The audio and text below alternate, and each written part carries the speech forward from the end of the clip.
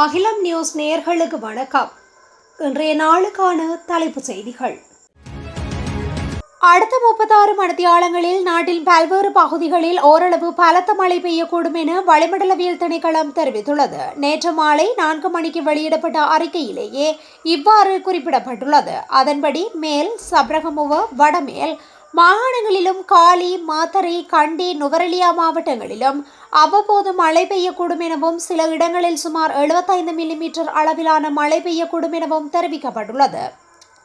வடமாகாணத்திலும் அனுராதபுரம் மாவட்டத்திலும் சிறிதளவு மழை பெய்யக்கூடும். ஊவா மாகாணத்திலும் மட்டக்களப்பு மற்றும் அம்பாறை மாவட்டங்களிலும் சில இடங்களில் நாளை பிற்பகல் 2 மணிக்கு பின்பு மழை அல்லது இடியுடன் கூடிய மழை பெய்யக்கூடும் எனவும் தெரிவிக்கப்படுகின்றது.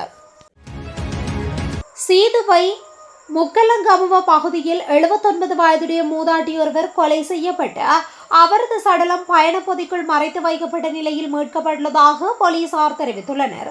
மூதாட்டியின் தங்க நகைகளை கொள்ளையடிக்கும் நோக்கில் இந்த கொலை இடம்பெற்றுள்ளதாக ஆரம்பகட்ட விசாரணைகளில் தெரிய வந்துள்ளது. இந்த சம்பவம் தொடர்பில் வீட்டு பராமரிப்பு பணிக்காக வந்திருந்த 42 வயதுடைய நபர் ஒருவர் கைது செய்யப்பட்டதுடன் அவர் போதைக்கு அடிமையானவர் எனவும் போலீசார் தெரிவித்துள்ளனர். குறித்த சம்பவம் தொடர்பில் மேலதிக விசாரணைகளை சீதுவை போலீசார் மேற்கொண்டு வருகின்றனர். முன்னாள் அமைச்சர் திலும் அமனுகமவை கைது செய்யுமாறு சிறுவர்கள் துஷ்பிரயோகத்தை ஒழிப்பதற்கான அமைப்பு தேசிய சிறுவர் பாதுகாப்பு அதிகார சபையில் முறைப்பாடு செய்துள்ளது. அனுராதபுரத்தின் 8 விகாரிகளின் விகாராதிபதியுடன் தொடர்புடைய பாலியல் துஷ்பிரயோக வழக்கில் பாதிக்கப்பட்ட சிறுமியை ஒரு பாலியல் தொழிலாளி என்று சர்வஜன பாளைய கட்சியின் தேசிய அமைப்பாளரும் முன்னாள் அமைச்சருமான திலும் அமனுகன சுட்டிக்காட்டியிருந்தார்.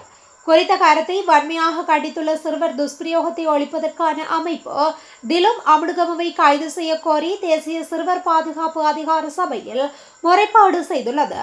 அத்துடன் சிறுவர் மற்றும் மகளிர் பணியகத்திலும் முறைப்பாடு அளித்துள்ளது. குருநாகல் நாரமலை பிரதேசத்தில் ஏற்பட்ட மோட்டார் சைக்கிள் விபத்தில் பெண்ணொருவர் உயிரிழந்துள்ளதுடன் 2 படுகாயமடைந்துள்ளனர். இந்த விபத்து நேற்று இடம்பெற்றுள்ளது. அதிவேகமாக மோட்டார் சைக்கிளை செலுத்தியமையே இந்த விபத்திற்கு காரணம் என்று போலீசார் தெரிவித்துள்ளனர். இந்த விபத்தில் ஒரு மோட்டார் சைக்கிளில் பயணித்த நாரமலை பிரதேசத்தை சேர்ந்த 33 வயதுடைய பிள்ளைகளின் தந்தை ஒருவரே இவ்வாறு பரிதாபகரமாக உயிரிழந்துள்ளார். அதே பிரதேசத்தை சேர்ந்த 28 மற்றும் 34 வயதுடைய உறவினர்களான 2 ஆண்களே மற்ற மோட்டார் சைக்கிள்களில் பயணித்தவர்கள் என தெரிய வந்துள்ளது. செப்டம்பர் மாதம் வரை மின்சார கட்டணத்தை உயர்த்துவதற்கு பொது பயன்பாடுகள் ஆணைக்குழுவிடம் எதுவித கோரிக்கைகளும் முன்வைக்கப்பட மாட்டாது என துறைமுக, சிவில் விமான சேவைகள் மற்றும் எரிசக்தி அமைச்சர் அருண கருணாதிலக தெரிவித்துள்ளார். கொழும்பு கிராண்ட் பாஸ் ஃபெகுசன் வீதி பகுதியில் நள்ளிரவில் ஏற்பட்ட பயங்கர கூச்சலை தொடர்ந்து வாலிபர் ஒருவர் மர்ம கும்பலால் கூர்மையான ஆயுதங்களால் சரமாரியாக குத்தி கொலை செய்யப்பட்டுள்ளார். இந்த சம்பவம் அப்பகுதியில் பெரும் பரபரப்பையும் அதிர்ச்சியையும் ஏற்படுத்தியுள்ளது. இந்த கொடூர சம்பவத்தில் மோதரை உயானா அடுக்குமாடி குடியிருப்பில் வசித்து வந்த 31 வயதுடைய வாலிபரே இவ்வாறு கொடூரமான முறையில் படுகொலை செய்யப்பட்டுள்ளார்.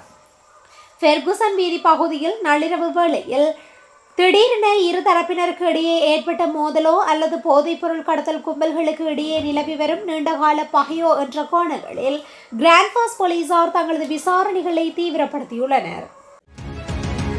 போதைப்பொருள் வர்த்தகர்களுக்கு கடந்த காலத்தில் இருந்த அரசியல் பாதுகாப்பு தற்போது முற்றாக ஒழிக்கப்பட்டுள்ளதாக ஜனாதிபதி அனுரகுமார திசாநாயக்க தெரிவித்துள்ளார்.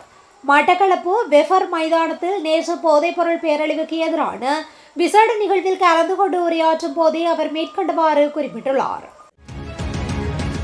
தலவாக்கலை பாமஸ்டன் தோட்டத்தில் தேயிலை கொழுந்துகளை ஏற்றிச் சென்ற லொரியொன்று பள்ளத்தில் கவிழ்ந்து விபத்துக்குள்ளாகியுள்ளது. இந்த விபத்து நேற்று முன்தினம் இடம்பெற்றதாக தெரிவிக்கப்படுகின்றது. இதன்போது லொரியின் சாரதியும் உதவியாளர்களும் படுகாயமடைந்த நிலையில் நுவரெலியா மாவட்ட பொது வைத்தியசாலையில் அனுமதிக்கப்பட்டதாக லிந்துலை போலீசார் தெரிவித்துள்ளனர்.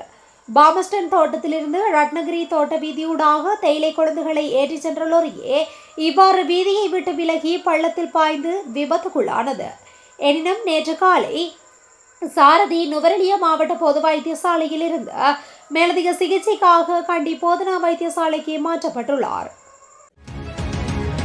அடுத்த ஜனவரி மாதத்தில் அரசு ஊழியர்களுக்கான சம்பள உயர்வு வழங்கப்படும் என ஜனாதிபதி அனுரகுமார திசாநாயக்க தெரிவித்துள்ளார்.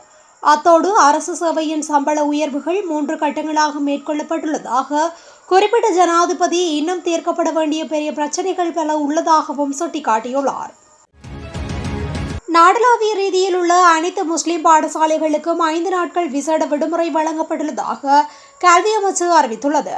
வரவிருக்கும் புனித ஹஜ் பெருநாளை முன்னிட்டு பாடசாலைகளின் முதலாம் தவணைக்கான விடுமுறையினை அடிப்படையாக கொண்டும் இந்த விசேட தீர்மானம் எட்டப்பட்டுள்ளதாக கல்வி அமைச்சு குறிப்பிட்டுள்ளது.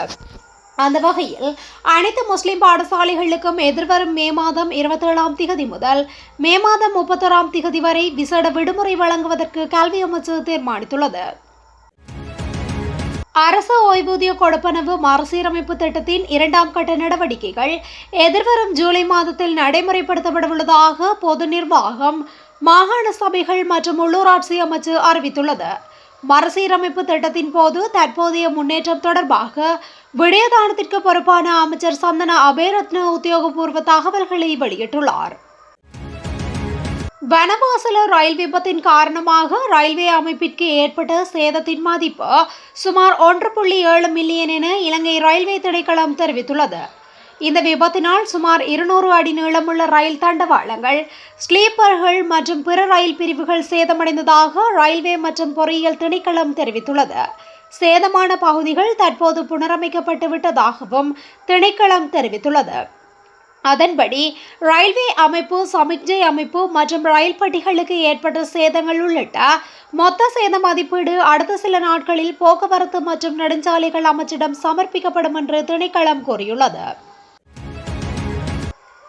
பயிற்சி காவல்துறை காவலர்கள், பெண் காவல்துறை காவலர்கள் மற்றும் காவல்துறை காவலர் ஓட்டுநர்களை ஆட்சேர்ப்பு செய்வதற்கான விண்ணப்பங்களின் இறுதி திகதி ஜூன் 1, 2026 வரை நீடிக்கப்பட்டுள்ளதாக இலங்கை காவல்துறை அறிவித்துள்ளது. மார்ச் 27, 2026 திகதியிட்ட அரசாங்க வர்த்தமானிய அறிவிப்பு எண் 2482க்கு இணங்க ஆட்சேர்ப்பு நடத்தப்படுகின்றது. மேலும் விண்ணப்பங்கள் பிரத்யேகமான இணைய வழிமுறை மூலமாகவே ஏற்றுக்கொள்ளப்படும். ஆரம்ப காலக்கெடு மே 8, 2026 இருந்தது. ஆனால் மே 15, 2026 திகதியிட்ட வர்த்தமானிய அறிவிப்பு எண் 2489 படி இறுதி திகதி தற்போது நீடிக்கப்பட்டுள்ளது. இணையவழி விண்ணப்பங்களை சமர்ப்பிப்பதில் சிரமங்களை எதிர்கொள்ளும் விண்ணப்பதாரர்கள் உதவிக்கு காவல்துறை பயிற்சி ஆட்சேர்ப்பு பிரிவை 071 8591 925 011 25 05 அல்லது 011 25 52 953 ஆகிய தொலைபேசி எண்கள் மூலம் தொடர்பு கொள்ளுமாறு அறிவுறுத்தப்பட்டுள்ளனர். வாகன இறக்குமதி மீது 50% கூடுதல் வரி விதிக்கப்பட்டதை அடுத்து நாட்டில் வாகன இறக்குமதி குறைந்துள்ளதாக நிதித்துறை பிரதி அமைச்சர் அனில் ஜெயந்த பெர்னாண்டோ தெரிவித்துள்ளார். இலங்கையில் 2026ஆம் ஆண்டு மே மாதம் 18ஆம் திகதி வரை சேகரிக்கப்பட்ட ஒட்டுமொத்த வரி வருவாய் 1 டிரில்லியன் ரூபாவை தாண்டியுள்ளதாக உள்நாட்டு இறைவரி திணைக்களம் அறிவித்துள்ளது. அரச வருவாய் இலக்குகளை அடைவதற்காக நடைமுறைப்படுத்தப்பட்ட முறையான வரி நிர்வாக செயல்முறைகளே இதற்கு முக்கிய காரணமாகும். மேலும் அண்மையில் அறிமுகப்படுத்தப்பட்ட வரி சீர்திருத்தங்களும் இந்த சாதனை அளவிலான வருவாயை ஈட்டுவதற்கு முக்கிய காரணங்களாக அமைத்துள்ளன. வருடத்தின் முதல் 5 மாதங்களுக்குள் இத்தகைய அதிகளவிலான வரி வருவாய் பதிவாகியிருப்பது நாட்டின் அரச நிதி வரலாற்றில் ஒரு விசேட மைல்கல் என நிதித்துறை வல்லுநர்கள் சுட்டிக்காட்டியுள்ளனர். இத்துடன் இன்றைய நாளுக்கான தலைப்புச் செய்திகள் நிறைவடைகின்றன. தொடர்ந்து இதுபோன்ற செய்திகளை உடனுக்குடன் அறிந்து கொள்ள அகிலம் நியூஸுடன் இணைந்திருங்கள். நன்றி, வணக்கம்.